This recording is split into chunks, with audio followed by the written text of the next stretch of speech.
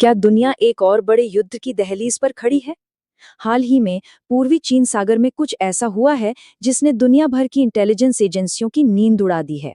ये एक ऐसी कहानी है जो सैटेलाइट की नजरों से सामने आई और ये चीन की एक ऐसी छिपी हुई सैन्य ताकत का पर्दाफाश करती है जो सबके सामने होते हुए भी किसी को नजर नहीं आती।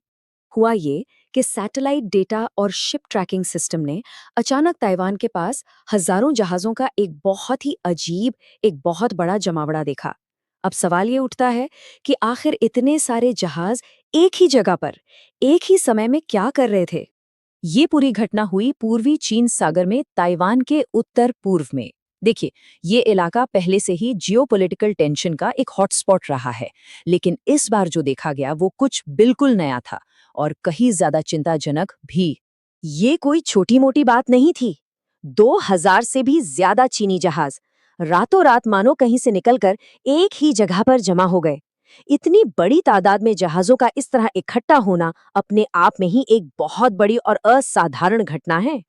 और इससे भी ज्यादा हैरान करने वाली बात ये थी कि इन जहाजों ने मिलकर 400 किलोमीटर से भी ज्यादा लंबी लाइनें बना ली थीं।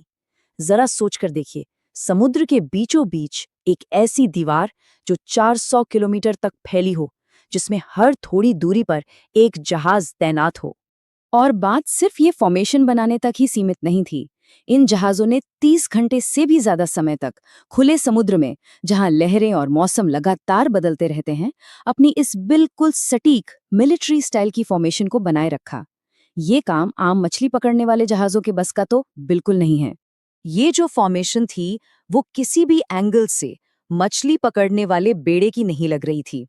सैटेलाइट तस्वीरों ने साफ दिखाया कि उन्होंने दो उल्टे एल शेप के पैटर्न बनाए थे। ये एक बहुत ही सटीक मिलिट्री ग्रिड जैसा लेआउट था। इतना परफेक्ट अलाइनमेंट बिना किसी सेंट्रल कमांड के, बिना किसी के निर्देश दिए असंभव है। तो फिर सवाल उठता है कि ये जहाज आखिर थे किसके? ये कोई साधारण मछुआरे नहीं थे।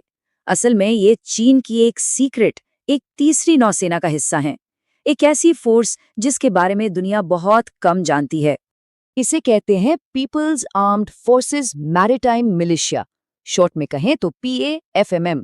अगर सीधे शब्दों में समझें तो ये चीन का नागरिक मछली पकड़ने वाला बेड़ा है, जिसे चीन की सेना ने खास मिलिट्री मिशन के लिए ट्रेन किया है। मतलब जब भी जरूरत पड़े ये मछुआरे सैनिक बन जाते हैं। तो चीन के पास असल में 3 समुद्री बल हैं। एक है उनकी पारंपरिक नेवी, PLA नेवी, जिसमें बड़े बड़े युद्धपोत और पनडुब्बियां हैं। दूसरी है कोस्ट गार्ड और तीसरी और सबसे अनोखी है ये मैरिटाइम मिलिशिया, जो मछली पकड़ने वाली नाव की आड़ में काम करती है। ये उन्हें एक ऐसी ग्रे जोन ताकत देती है जिससे वो आसानी से इनकार कर सकते हैं कि ये उनके सैनिक हैं। तो इन आम सी दिखने वाली मछली पकड़ने वाली नावों को एक मिलिट्री एसेट क्या चीज बनाती है? पहली बात, इन पर जो मछुआरे होते हैं उन्हें चीन की नेवी बाकायदा ट्रेनिंग देती है। दूसरी बात, इन नावों में एडवांस कम्युनिकेशन और जासूसी करने वाले उपकरण लगे होते हैं। और सबसे जरूरी बात, ये सीधे चीनी सेना के कमांड से ऑर्डर लेते हैं। इस ग्रे जोन फोर्स का इस्तेमाल चीन को एक जबरदस्त फायदा देता है। ये एक तरह का हाइब्रिड वॉरफेयर है, जिससे निपटना दूसरे देशों के लिए बहुत मुश्किल हो जाता है। चलिए देखते हैं कि इसकी स्ट्रेटेजिक फायदे क्या-क्या हैं। इस मिलिशिया के 4 मेन टैक्टिकल एडवांटेजेस हैं। पहला, ये डिप्लोमैटिक कंफ्यूजन पैदा कर सकता है। दूसरा, अपनी भारी संख्या से दुश्मन पर हावी हो सकता है। तीसरा, ये चुपके से इंटेलिजेंस इकट्ठा कर सकता है। और चौथा, जरूरत पड़ने पर किसी भी रास्ते की फिजिकल नाकेबंदी कर सकता है। अब जरा इस बात को समझिए। अगर कोई दुश्मन देश इन मछली पकड़ने वाली नावों पर हमला कर दे, तो चीन पूरी दुनिया के सामने चिल्ला चिल्ला कर कह सकता है कि देखो, हमारे बेकसूर मछुआरों पर हमला हुआ है। ये किसी भी देश के लिए एक बहुत ही मुश्किल कानूनी और डिप्लोमेटिक सिचुएशन बना देता है। और फिर आती है इनकी संख्या। चीन के पास ऐसे 2 लाख से भी ज्यादा जहाज हैं। अब आप सोचिए, दुनिया की कोई भी नेवी, चाहे वो कितनी भी ताकतवर क्यों ना हो, एक साथ 2 लाख छोटे छोटे जहाजों को ना तो ट्रैक कर सकती है और ना ही उनसे असरदार तरीके से निपट सकती है। अब आते हैं सबसे बड़े सवाल पर। चीन ने आखिर ये इतनी विशाल और अभूतपूर्व फॉर्मेशन बनाई ही क्यों? क्या ये सिर्फ अपनी ताकत का दिखावा था या इसके पीछे कोई गहरा रणनीतिक कारण था? कहीं ये किसी बड़े युद्ध का अभ्यास तो नहीं था?